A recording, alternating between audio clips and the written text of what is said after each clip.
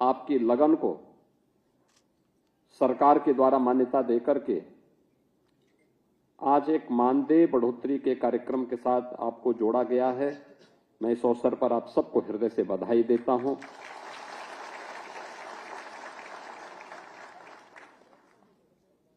दो 2011-12 में बेसिक शिक्षा परिषद में 6 से 14 वर्ष के बच्चों के लिए निःशुल्क एवं अनिवार्य बाल शिक्षा अधिकार अधिनियम के अंतर्गत अनुदेशकों की नियुक्ति भारत सरकार के आदेश पर प्रारंभ हुई थी और उनमें से जो 100 से अधिक छात्र संख्या वाले विद्यालय थे उनमें 13,769 उच्च प्राथमिक विद्यालय, प्रति विद्यालय 3 अंशकालिक अनुदेशक और प्रदेश के अंदर कुल 41,360 अनुदेशकों की उस समय तैनाती हुई थी और उन्हें 7,000 रुपये मासिक मानदेय पर नियुक्ति पत्र दिया गया था। ये जितने भी अंशकालिक अनुदेशक थे उच्च प्राथमिक विद्यालयों में, इन सभी के लिए एक व्यवस्था लागू की गई थी कि कला शिक्षा हेतु इनमें से 8,469, स्वास्थ्य एवं शारीरिक शिक्षा हेतु 9,645 और उनके कार्यानुभव शिक्षा हेतु 6,192 अनुदेशक वर्तमान में प्रदेश के अंदर उच्च प्राथमिक विद्यालयों में आज भी कार्यरत हैं। इनकी कुल संख्या अब 41,360 से कम होते होते 24,296 रह गई है। यानी 41,000 जो मूल संख्या थी वह संख्या, कुछ लोग रिटायर हो गए होंगे, कुछ लोगों का दूसरी जगहों पर समायोजन हो गया होगा, लेकिन जो बचे थे इनके मानदेय पर 2011-12 से लेकर के 2022 तक कोई निर्णय नहीं हो पाया। यद्यपि 2019 में अनुदेशक महासंघ के साथ मेरी बैठक हुई थी और मैंने उनको कहा था, मैंने कहा भी आपका मानदेय का अपना प्रस्ताव उपलब्ध करवाइए, और हम लोग उस समय भी चाहते थे कि ये मानदेय उनका बढ़ोतरी होना चाहिए। समय पे उनका प्रस्ताव नहीं आ पाया, चुनाव की नोटिफिकेशन जारी हो गई। 22 में हमने इसको 2,000 रुपये बढ़ाया था और हम लोग स्वयं संतुष्ट नहीं थे कि 2,000 पर्याप्त नहीं है, क्योंकि न्यू अक्सर दिखाई नहीं देती, लेकिन वो सबसे कठिन कार्य होता है। हम अक्सर क्या बोलते हैं, हम न्यू को उपेक्षा करते हैं क्योंकि दिखाई नहीं देता, लेकिन न्यू ही अगर मजबूत नहीं होगी तो उसमें सशक्त, एक समर्थ और सशक्त भवन कैसे बन पाएगा, मजबूत इमारत नहीं बन पाएगी। और इसीलिए अनुदेशक हों, शिक्षा मित्र हों, बेसिक शिक्षा परिषद के जुड़े हुए शिक्षकों के मानदेय से जुड़े हुए मामले हों या उनसे जुड़े हुए अन्य बातें हों, हम लोगों का मानना रहा है सम्मानजनक होना चाहिए और उनका कार्य उतना ही गरिमापूर्ण होना भी चाहिए। सहमति बनते बनते अंततः जब ये बातें निष्कर्ष पर निकली तो फिर हम लोगों को ये घोषणा करनी पड़ी कि हाँ, पहले चरण में हम लोग इसको इतना बढ़ाएंगे। और इसीलिए आज मुझे, जो कि लंबे समय से आपकी मांग थी, ये तो अच्छा है कि अनुदेशकों ने कभी भी अपनी मांग के लिए जबरन नहीं किया, जबरदस्ती नहीं किया। हिंसक रास्ता नहीं अपनाया और इसलिए सरकार को भी देने में कोई किसी प्रकार की हिचक भी नहीं थी। लेकिन हम लोगों ने इसीलिए कहा कि हम 17,000 तो तत्काल दे रहे हैं, लेकिन साथ साथ उनको 5 लाख रुपए की स्वास्थ्य बीमा का कवर भी उपलब्ध करवाएंगे। कैशलेस स्वास्थ्य की सुविधा अनुदेशक को, अनुदेशक के परिवार को।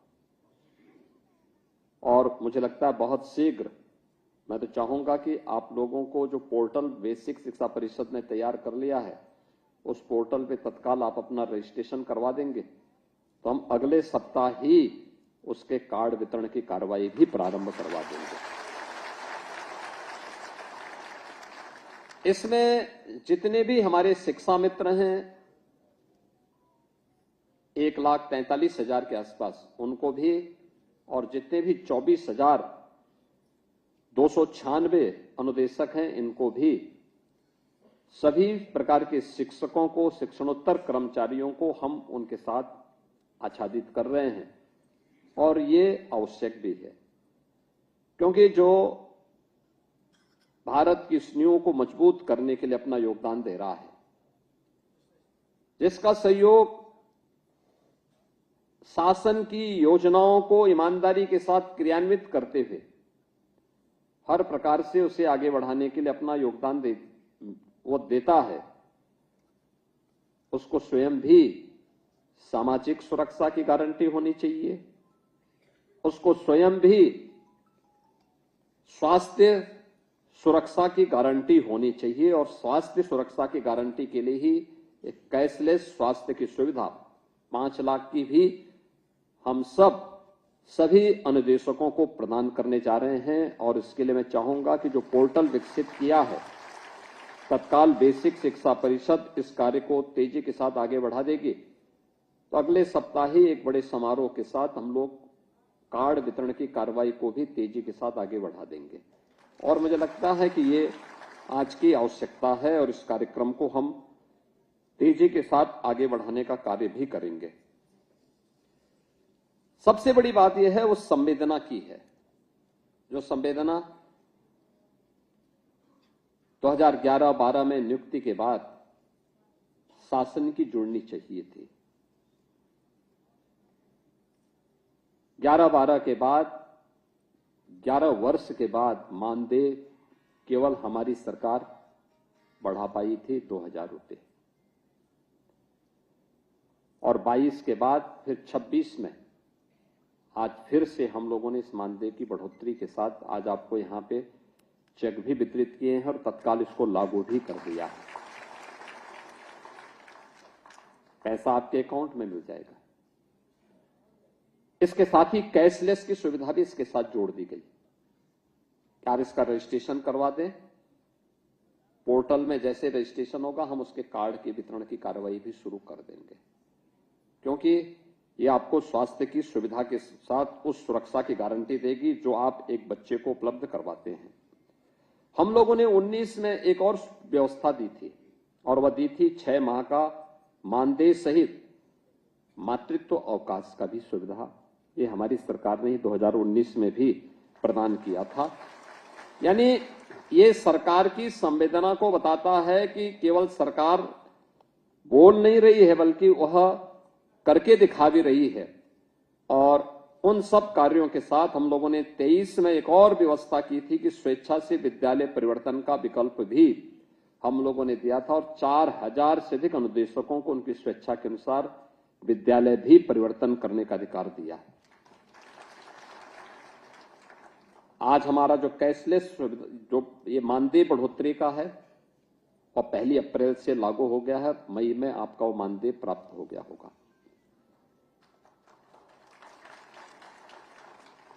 सबसे महत्वपूर्ण बात यह है कि आपके परिश्रम के कारण आज बेसिक शिक्षा परिषद की कायाकल्प होती हुई दिखाई दी है। हम मानते हैं कि जब राजनीतिक नेतृत्व ही भ्रष्ट हो और निर्णय का शिकार हो, स्वयं दिग्भ्रमित हो, तो अपने असफलता का दोषारोपण शिक्षकों पर, अनुदेशकों पर या अन्य कार्मिकों पर नहीं थोपा जाना चाहिए। यही होता था जब बेसिक शिक्षा बंजर जैसी स्थिति में थी, तो बंदी के कगार पर थी, अव्यवस्था का सा वातावरण था। 2017 में मेरे पास बहुत सारे प्रस्ताव ऐसे आए थे जो पहले से लंबित भी थे कि साहब 100 से कम बच्चे हो गए हैं, अनुदेशकों की सेवाएं समाप्त कर दी जाए। हमने कहा भाई आप ये प्रस्ताव लेके आए हैं तो पहले आप ये बताइए कि आपकी सेवा का हम क्या करेंगे।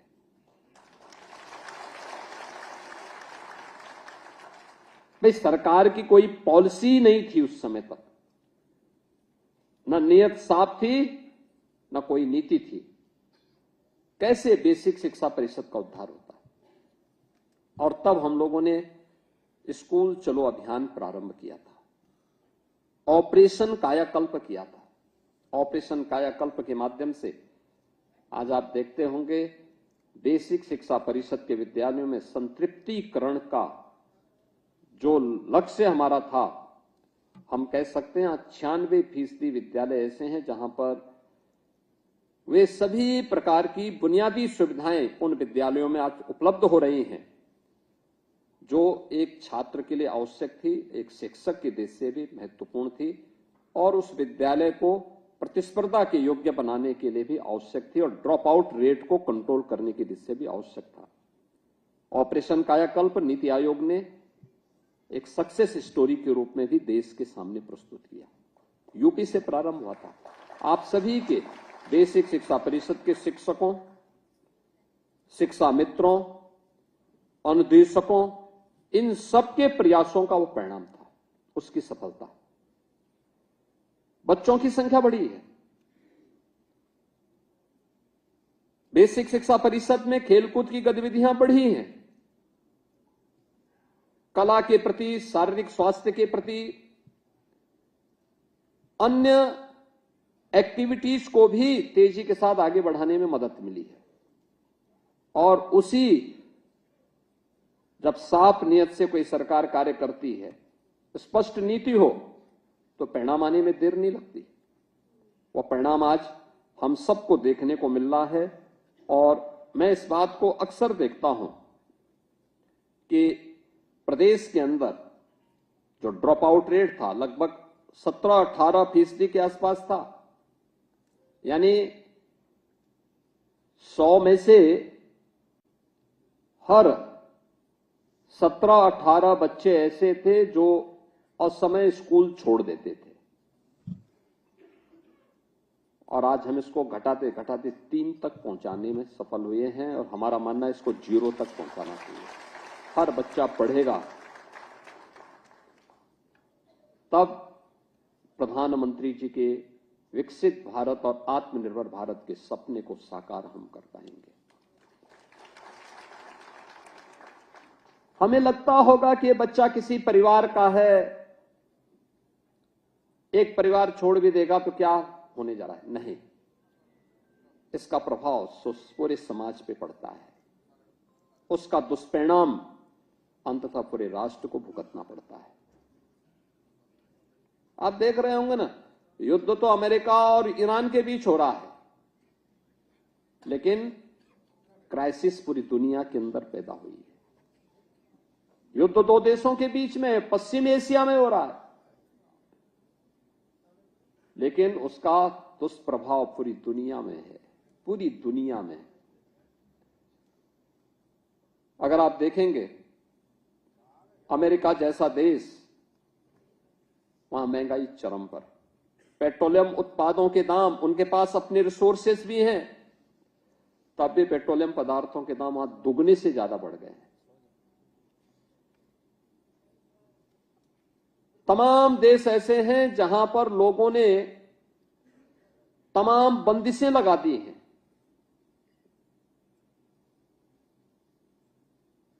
भारत के अंदर हमारे पास यशस्वी नेतृत्व प्रधानमंत्री मोदी जी के रूप में है, जिन्होंने अपने स्तर पर, अपने दम पर, अपने बल पर भारत को और भारत के नागरिकों के हित के लिए उस प्रकार के निर्णय लिए। हम सबका दायित्व बनता है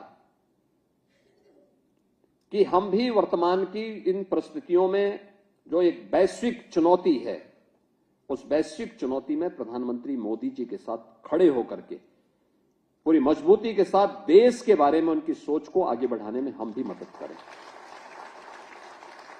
लेकिन जो मेरा कहना था कि विवाद तो है ईरान और अमेरिका के बीच, लेकिन खामियाजा पूरी दुनिया को, लगभग 200 देशों को भुगतना पड़ रहा है और दुनिया के लगभग 800 करोड़ लोगों को इसका भुक्तभोगी बनना पड़ रहा है।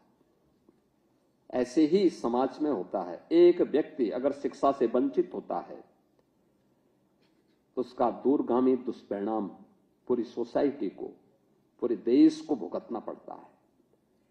और इसलिए हम लोगों का दायित्व बनता है कि वह बच्चा स्कूल जरूर जाए। यह जरूरी नहीं कि हर व्यक्ति मेरिटोरियस होगा, ऐसा नहीं है। देखिए, हर व्यक्ति में कुछ न कुछ गुण अच्छे होंगे, कुछ अच्छे होंगे, किसी एक फील्ड में अच्छा होगा। कोई अच्छा स्पोर्ट्स पर्सन होगा, कोई अच्छा कलाकार होगा, कोई अपने किसी एक विषय का विशेषज्ञ होगा, किसी एक फील्ड का एक्सपर्ट होगा। हमें उसकी उस प्रतिभा को उजागर करना, उसको उस फील्ड में आगे बढ़ने के लिए प्रेरित करना। यह आवश्यक नहीं कि अच्छा कलाकार, कोई अच्छा कलाकार अच्छा मेरिटोरियस छात्र भी रहा हो। यह आवश्यक नहीं कि कोई अच्छा वैज्ञानिक एक अच्छा कलाकार भी हो सकता हो। यह आवश्यक नहीं कि कोई अच्छा इंजीनियर या अच्छा चिकित्सक एक अच्छा कवि भी हो जाए, नहीं हो सकता। बिरले लोगों में गुण होंगे, लेकिन अलग अलग फील्ड की, अलग अलग क्षेत्र की संभावना उनके अंदर छुपी हुई है, उन बच्चों के अंदर छुपी हुई है। इसलिए उनको मारना नहीं, पुचकारना है, आगे बढ़ने के लिए प्रेरित करना है, प्रेरित करना है, एक रास्ता दिखाना है, सही राह दिखानी है। और सही राह दिखाने में आपकी एक बड़ी भूमिका हो सकती है। और यह शुरू होता है अनुशासन से। आत्मानुशासन सबसे बड़ी बात होती है।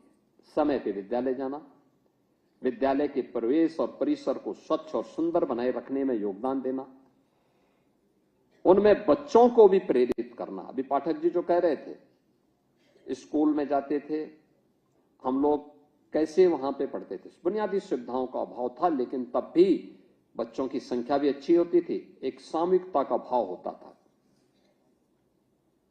पानी बच्चे लेके आते थे, सब लोग उसी पानी को सेवन भी करते थे। सफाई, परिसर की सफाई बच्चे स्वयं करते थे। मैं कभी कभी भौचक रहता हूं और मैं मीडिया के मित्रों से भी कहूंगा कि जब बच्चे कहीं श्रमदान करते हैं तो दिखाते हैं, देखो बच्चों से काम कराया जा रहा है। अरे क्या बुरा हो रहा है, क्या बुरा हो रहा है।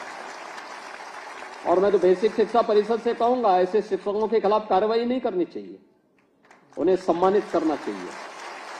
तो भारत की भावी पीढ़ी को तैयार कर रहे हैं, जो चुनौती का मुकाबला करने के लिए उन बच्चों को तैयार कर रहे हैं। छोटे छोटे उस पर हम लोग अनावश्यक रूप से उसको, जो वायरल होते हैं ऐसे वीडियो, उस आधार पर हम लोग एक्सप्लेनेशन कॉल करते हैं। स्पष्टीकरण नहीं मांगना चाहिए, उसको बुला के सम्मानित करना चाहिए। अच्छा क्या बच्चों को तैयार कर रहे हैं। ये बच्चे अगर उस योग्य बनेंगे नहीं तो उसको छुई मुई मत बनाइए। आपने देखी होगी ना, एक घास होती है गांव में, ऐसे हाथ लगाओ तो एकदम मुरझा जाती है। ऐसा नहीं भाई, उसको ऐसा बनाओ प्रचंड तेज हो उसमें, हाँ, कोई हाथ लगाने में भी डरे। वह तेज होना चाहिए उस बच्चे में, और वह शिक्षा से पैदा होगा, संस्कारों से पैदा होगा। स्वच्छता के प्रति उसे मजबूती के साथ उसके जीवन का हिस्सा बना करके प्रत्येक गुण उसके मन में आने चाहिए। अच्छी बुराई सारी चीजें एक साथ मिलकर के चलेंगे, उसके मन में अच्छे और बुरे का भेद करने की सामर्थ्य विकसित करने की आवश्यकता है। और वह कार्य आप कर सकते हैं। बहुत सारे सफल प्रयोग बेसिक शिक्षा परिषद ने पिछले 9 वर्ष के अंदर किए हैं और ये 9 वर्षों के अंदर किए गए प्रयासों का परिणाम है। यद्यपि सरकार ने भी उनमें व्यवस्था दी है कि भाई बच्चे अब नंगे पैर नहीं आएंगे, जूते मोजे उनके पास होंगे, यूनिफॉर्म होगी, अच्छे यूनिफॉर्म उनको दी गई है। सर्दियों के लिए स्वेटर भी दी गई है। अभी रजिस्ट्रेशन चल रहे हैं, अभी से मीडिया में चलने लग गया कि उनको पुस्तक नहीं मिली। अरे पुस्तक भी मिल जाएगी, अभी प्रवेश तो होने दीजिए। अभी तो बच्चों को थोड़ा आपसी वातावरण में आपस में घुलने मिलने तो उनको थोड़ा पहले आपस में खेलने कूदने तो पहले दिन से कि पुस्तक नहीं मिली, यूनिफॉर्म नहीं मिली, ये भी सब मिल जाएगा, समय पे मिलेगा। अब तो हम अभिभावक के अकाउंट में पैसा भेज रहे हैं, उसको देने में कितना समय लगता? 1 मिनट का समय, यहां क्लिक किया और सबके अकाउंट में पैसा, उसमें समय नहीं लगने वाला है। लेकिन वह सोच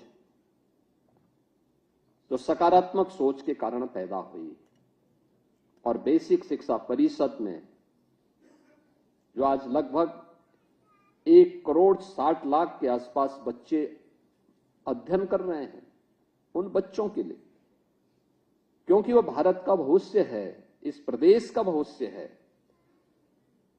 भविष्य का मतलब केवल राजनेता हो नहीं, कोई शिक्षक होगा, कोई चिकित्सक होगा, कोई अधिवक्ता होगा, कोई कारीगर बनेगा, कोई हस्तशिल्पी बनेगा, कोई किसान होगा, कोई समाजसेवी होगा।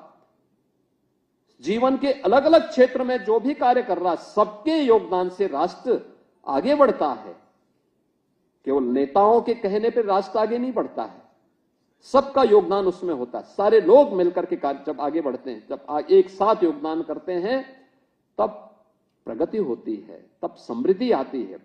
और उस समृद्धि के लिए हम सबके सामूहिक प्रयास और उस प्रयास को लेकर के हम सबको आगे बढ़ना होगा, एक साथ करना होगा। और उस जिम्मेदारी